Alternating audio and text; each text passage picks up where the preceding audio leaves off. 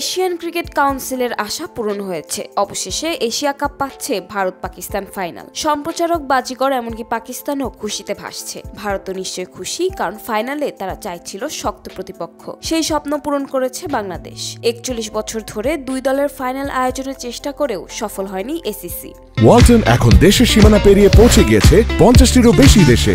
ওয়ালটন, ঘরে ঘরে, বিশ্বজুড়ে। মাত্র 135 রান তাড়া করতে নেমে 124 রানে থেমে যাওয়া এমন হারের পরই শোয়েব আক্তার মজা করে বললেন, বাংলাদেশ আমাদের পাশে ছিল।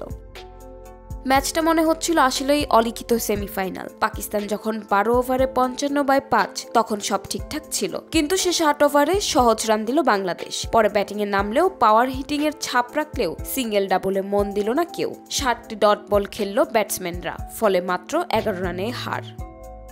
টিম ম্যানেজমেন্টও ব্যাটিং অর্ডারে অদ্ভুত পরীক্ষা চালালো। 4 বছরে প্রথমবার 4 নম্বরে মেহেদী, 5-এ নুরুল, অধিনায়ক জাকেরও ফিনিশারের ভূমিকায় ব্যর্থ।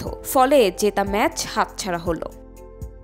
বলা যায় বাংলাদেশ সরাসরি না হলেও পরোক্ষভাবে ফাইনালে আছে, কারণ পাকিস্তানকে সেখানে তুলেছে তারাই। গ্যালারিতে বসা ভক্তরা তাই বলতে পারেন, বাংলাদেশ ফাইনালে উঠে না, তোলে।